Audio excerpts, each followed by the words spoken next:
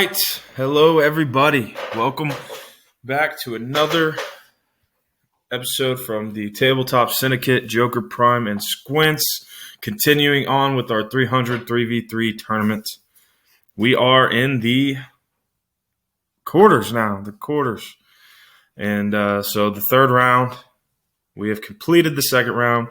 So once again, just like I warned in the last bracket video, if you don't want any spoilers or you're trying to watch along and you haven't watched the second round games yet, you might want to stop right here because we have concluded the second round at this point. We're talking about the results from that and what we think about the bracket thus far and what we think going into this third round. So, one thing we mentioned in the last bracket review that holds true still, once again, the bracket is still a mirror image of itself. So it's me, Squints, me, and then at the bottom it's just the opposite of that. Yeah, I mean the odds for this happening are pretty silly. Yeah, this is one of the reasons that we like going back and looking at the bracket as it unfolds and even at the conclusion of the tournament, because there's been points in the first round for both of us where it felt like we were just like, when this tournament very first started, I felt like, oh man, I'm just going to get blown out of this tournament. This is terrible. And leading into this tournament, I had a terrible streak of multiple different games against Squints, not just Heroclix. So I was feeling like this was going to be rough, and the fact that it's actually turned out so equal, it's crazy. It is. I mean, and whenever you're going through those losing streaks, it doesn't feel good. So it's hard to see what's going on, and so it's nice to look at it in the bracket form to see, oh wow, this is like even 50-50. Yeah, it's dead even at the moment. Yeah, because I mean, if you look at the bracket there at the second round, you see the streak of red. That's where I just felt like I wasn't going to stand a chance in this tournament, and then I come back and upset his 2-seed, and I go on a little streak after that. So, and he felt the way I was feeling. So it's interesting. So let's look at some of these matchups we're about to have going on. We got, first of all, game 23 is going to be my 1 seed, the Kryptonians, going against Dark Horse Excalibur, pulling up 2 upsets in this tournament so far. Yep. And that Excalibur versus Elders of the Universe, that was a close game. That came down to the wire. Yeah. And so, still not super confident in my abilities to take down Kryptonian just because that Superman Prime is so good. I was really thinking that once I found out that I was going to play Superman Prime, I thought Elders might have a good chance because I had a piece on there, I had the Possessor, who could get rid of Protected Outwit, and then he could also outwit, which would have been great to be able to outwit that Superman Prime, but it's just not going to happen. So hopefully I can start thinking of some strategies of what I can do with Excalibur to try to take down that Superman. That plus a lot of luck with the rolls. Yeah, I mean, the roles have to play along no matter what your game plan is. Yep. We've definitely seen teams that should have an easy time get taken down because the roles just aren't in their favor. Yeah, that's true. That Excalibur team, though, I'm telling you, big, like just easy time with my Teen Titans. It was a scrap with the Elders. I actually got to pilot the Excalibur team in that matchup, so that was kind of fun. We had briefly talked about it. That's one of the times, every time we play each other's teams, we don't like to lose, and we still play to win, and we play hard. But in that instance, I wanted to win just as if it was my own team because I did not want Elders facing off against Kryptonian. Yeah, I think that would have been a better matchup for me against Kryptonian, but it didn't work out. And we talked about how important matchups are. So yeah, it's weird how one team can completely neutralize another team, but then get destroyed by everything else. So it's interesting. Yeah. Next, we have another one of Squint's teams that has just been taking people out versus my Avengers team. So Gotham City Underworld pulled through, upsetting Sinestro Corps pretty easily, I think. And then I feel like, honestly, it had a pretty easy time against Batman Family, too. I tried. Yeah, I think you're right. I tried a few things, and I felt like I had a few little chances, but those few things didn't work out. Ace is nasty. Yeah, I've completely underestimated Ace. I mean, I threw her on the team. It was almost as if I was throwing her on there as a filler. Honestly, she was the last person I put on the team, but she ends up being the reason why the team is so good. Yeah. Well, I mean, the Joker's really good. I built the team around that Joker. Well, I absolutely love the Joker, obviously. But that's one of my favorite ones as well. And because of the sculpt, the reference material to the sculpt, and just because the stuff he has. But he's nasty. And that team, I don't think this is going to be an easy matchup for me. I know, right. My Avengers, I could probably say the same thing for them that we were talking about with Gotham. Like having a pretty easy time. They really wiped out that Future team. Oh yeah. That upset was pretty harsh, and then beating my Codex team. Honestly, I thought that was going to be an uphill battle. I didn't entirely think Codex was going to lose to these guys, and I liked my odds of Codex versus Gotham City Underworld better. Right. I mean, I agree. Just because the Avengers team isn't completely predicated on prop, but it is helpful that they have 3 props, and Ace just completely takes that away. Just gone. But I mean, Thor, that Chase Thor that you have at Top Dial has one-shotted in both of the games so far. And, I don't think it's going to happen this against Gotham Underworld, but I could be wrong. It'll be a tough one to do. Off the top of my head, I think there's a potential maybe to do it with Ace. I know if it was going to happen, it would have to be to Ace, but then you're also messing with Shape Change and Prob without getting my own. So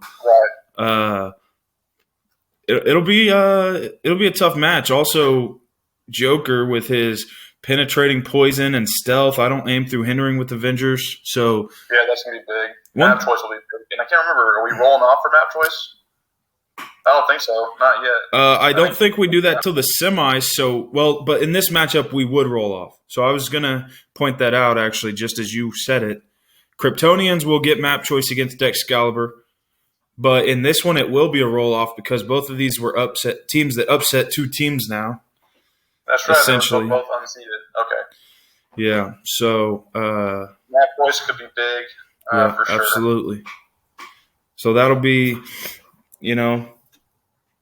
I think we'll talk about the rest of the matches in this round, but I think one of the closest matches in this round, possibly. It definitely could be. I mean, I'm definitely worried about the Thor just because Thor is so strong. But as you've already mentioned, a few of his weaknesses haven't come into play in the previous matchups because he had all the prob and didn't have to worry about aiming through hindering. Right. Maybe the map choice is going to help me. I can put some people in hindering, and it's going to limit what that Thor can do. But then you got a pretty nasty Cap with you. Captain America is pretty good. And that Iron Man that you have, he's a good support piece. He can TK people around and the support on my team is no joke. Thor is a beast, but he's got great support. Those 2 are heavy hitters too, and the thing that sucks the most though is losing the prob. Absolutely. So going in with 3 probs and then suddenly having 0 just because she's around. That's a big deal. Oh yeah. Good matchup there. Hopefully it'll be fun. Yeah, the only other thing I think about with Gotham City Underworld, we talked about potentially the only one-shot being Ace, but taking one thing that no one has been able to do yet either that could be major is a huge starting hit on Bane because he's got a long dial, but he's taken it all to start with, so then he's going to be dealing himself damage to be fighting back. Yeah, and that's exactly. I've been fortunate enough and somewhat tactical with him. I would say more lucky than tactical, honestly, to be able to give him damage rather than take damage with him, which helps with the long dial. But with that Thor lurking around, dealing 5 damage, it could be a completely different story with that thing. I'll be blasting him with lightning on his way to me, hopefully. I would imagine. So. But yeah, next we've got Latveria versus the Sins. Yeah, so that's my number 1 seed, and I mean, I think I seeded it correctly. I still have confidence in it, but especially with these time matches, it's kind of making me worried just because part of the reason why I had that Latveria team seeded number 1 is because I felt like I could swarm people with the Doom bots. But I mean, the Doom bots aren't they don't have a long dial, obviously, and they're only 15 points, but 15 points can rack up pretty quick in a timed match. But I'm still pretty confident in the damage output that is potential with Latveria, because if you get Franklin Richards, the Chase Franklin Richards, to a certain click, he's dealing stupid damage. If you get the Galactus, the Doctor Fantastic to a certain click, he can pop out a Pog, and that Pog is Galactus basically, and he does stupid damage with Pulse Wave, and so the damage potential is there for sure. It's just a few things would have to happen first, and then going against a team that is protected out with because of Quintessence is a little worrisome to me. Plus, if I do damage, I have to be careful of trying to find ways not to take Mystics, but I don't think that's going to be 100% possible every time. So, right. Yeah, so I agree with you. I definitely think you correctly seeded Latveria. I think they are tough. One thing you've mentioned in other videos, I think, is the out-actioning your opponent potential they have. Yeah, you might be giving up 15 points by producing Doombots, but they're still taking actions to destroy those Doombots, so they're not really damaging your heavy hitters and your big support. The being protected outwit will be nice. Absolutely. But because I have outwit on that team. I have Dr. Fantastic, who can outwit potentially twice if he chooses it, and then Doom, once he gets out on the map, he has outwit. So all that support is wasted on these guys. But I build teams like that because as I've mentioned in several videos, I've been brutalized by outwit. So I try to build teams that are protected outwit as much as possible. So I still have a bunch of other support. I mean, I have Perplexes on the team. I have Pulse Wave potential and Prob potential. So it should be interesting.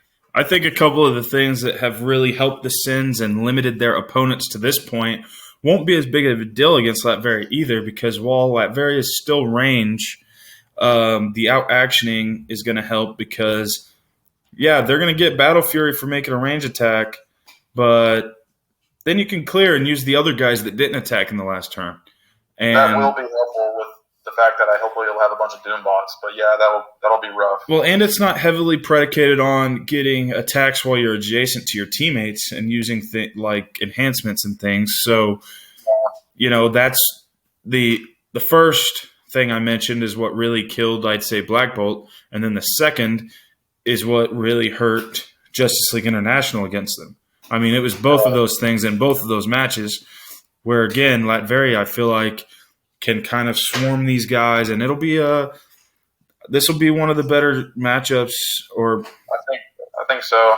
And I'm going to have to I have to remember that I'm not sure if all of them, but I know one in particular has regen, and that was hurtful.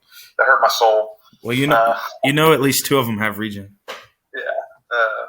So, and it's funny because I traditionally usually play characters more than you do that have regen, so I should know better. Yeah, I'm so glad that hurt your soul. It felt good. At least it wasn't your team that I did it to. Yeah, true. Very true. All right, so then we got the last matchup in the quarterfinals, right? We got Dark Knight's Metal versus my Mystics team. And technically the keyword's Dark Knights, but I like to throw in the metal because that's what they're from and everything. Oh, okay. I always forget that.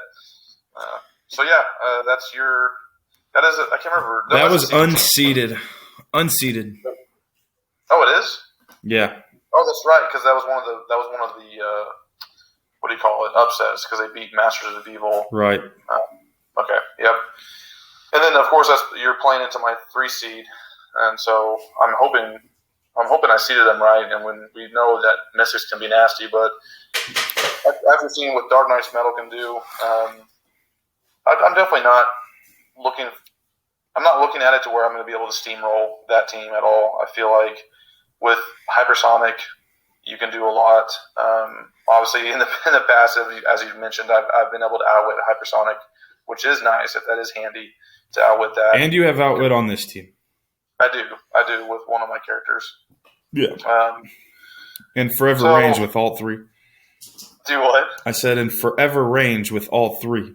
Yeah, I got 8 range, which is really nice. Of course, you do have what you call it? You have your Green Lantern. You have Dawnbreaker. Dawnbreaker. You have Dawnbreaker, dude. And I think we talked about this when we first introduced our teams in the first round. If your Dark Knight's Metal win, which of course I'm hoping they don't, but I think it's a possibility that they will win. And if my Latveria team wins, I mean, I got that nasty Pog that I pop out with Dr. Fantastic. Actually, I don't think we've mentioned that yet. So one thing I have never gotten to do with my Dawnbreaker, whenever your opponent generates a bystander or Pog, whatever, he gets to generate the same one with +1 values. So that's gross. That would be sweet. One thing that stinks though is I think Dr. Doom is producing actual characters, so he wouldn't get to copy the Doombots, I don't think. But yeah, we'll have to look at that, but that could get really annoying because you basically would just not really counter the Latveria team per se, but you would be like, oh, you're good for this reason? Well, now I'm good for this reason too. Yeah, now I got +1 with that guy. Thank you. That would be nice because I have not gotten to use his Nightmare constructs yet. It's not like I've played him a ton anyway, but you don't seem to generate Pogs that often. No, I don't. But I do have that one with Latveria, and you're right. I kind of overlooked the Doombots. I could. He may have to look at the rules and see. We'll have to see how they count. What they count as. But this round, I think, will all be some good matches. Which is the way it should be at this point in the tournament. I think. I feel like one of the most lopsided is probably Kryptonian Excalibur, just because I was able to upset your Elders with Excalibur. Yeah, I agree. That one would be just as close. And I am not super confident in Dark Knight's Metal against Mystics. I think I'm not. I think that one will be a little lopsided as well. I'm hoping you're right, but I don't know. I feel like we'll have to see how the rolls go as always, but because it's going to be hard. I mean, partly I think the reason why Mystics is so hard is they are difficult to hit. They can use their range, and they can use their stealth and their energy shield and their defend. So there's a lot going on trying to actually hit them. But then I feel like if you hit them, it might go downhill pretty quick. But then I'm taking damage, and I feel the same way about my Dark Knight's Metal. Once they start getting hit, I think it's troublesome for them. True, and I forget with my Mystics, I don't think with your Dark Knight Metal, I mean, Dark Knight's Metal, you have one character with Dawnbreaker that has Invincible, I think. That is correct. He's the only one. Yeah, so you'd be taking 2 Mystics if you hit Loki or Clea. Yeah, I've got to try to get them to not have line of fire because if I do it again the same way, Red Death will be getting the Soul Gem, so he'll basically ignore that Mystics. He'll get to heal it back when he hits, if I can keep them from dealing him the 2. Gross. Yeah, and then your team does the extra damage for close attacks. So yeah, I mean, there's some things that are annoying that both teams have as far as like additional powers that you have to contend with. So my prediction for this round and the way I'll be totally content if it turns out this way is top side semis is my team versus my team, and bottom side semis your team versus your team. I could see it being Kryptonian versus Avengers and Latveria versus Mystics. Those are the ones I'm the most confident in. That definitely makes sense. I could see that happening. So we'll see how it turns out, but that's the feeling I have right now. As far as I mean, I'm pretty much right there with you, but I don't know. Yeah, I'm still just really upset that I didn't get to see if elders were going to be effective against that Superman Prime. But I think that's almost like a guarantee at this point that Kryptonian is going to move on. It's just going to be a matter of if I can. I guess I'm mostly hoping that your Avengers in that game you don't roll very well and you like to use your props, and that's what's going to help me. But yeah, I'd rather not have to fight Gotham City Underworld Kryptonians. That's why I'm hoping Avengers takes them out. But I could see Gotham Underworld making it all the way to the semis. I really hope they're not in the finals, but yeah. So yeah, we'll see how it goes. Everybody needs to go and watch the next few videos. If you missed any videos, make sure to go back and watch them. You'll get to see some of the details that we didn't mention. You'll get a better understanding if you watch the videos. Right. I definitely don't want to get embarrassingly beat out of this tournament before the finals, but it very well could happen. But we'll be doing another one of these bracket reviews at the conclusion of this round as we move into the semis. And one thing that we've discussed that we'll probably end up doing is actually having a third, fourth place match as well. So you'll get a bonus matchup here, placing all the way through fourth place. That would be we haven't done that, but we've talked about how fun that would be, and then it'd be a lot of work to do a consolation side of the bracket, but that would also be fun. And maybe anybody watching can give us some insight if you guys would be interested in seeing a full consolation bracket or just a third and fourth. Obviously, time-wise, we're probably going to stick to doing just a third and fourth. At least for now. Maybe at some point we'll have this available to us to go back and draw up a consolation bracket if we want to do it later on. Absolutely. Always fun, though, because it's just more brackets to look at. Right. More matchups, because, again, matchups are important. Sometimes you just got a bad matchup. Hey, so, and above all else, more clicks. Yeah, it's funny looking at that. Like, I don't feel like we spend a ton of time playing, but at the same time, we spend some good time playing clicks, and that's always a good thing. Absolutely. What is 26 matches so far? 26? Yeah. Well, no. So that's 22 so far. Oh, true. At the conclusion of this round, we'll be done with 26. True. But thank you, everybody, for watching. Please continue supporting the channel. Follow us. Like our videos. Go ahead and comment. We'll try to respond back to you and be interactive. And let us know what you think.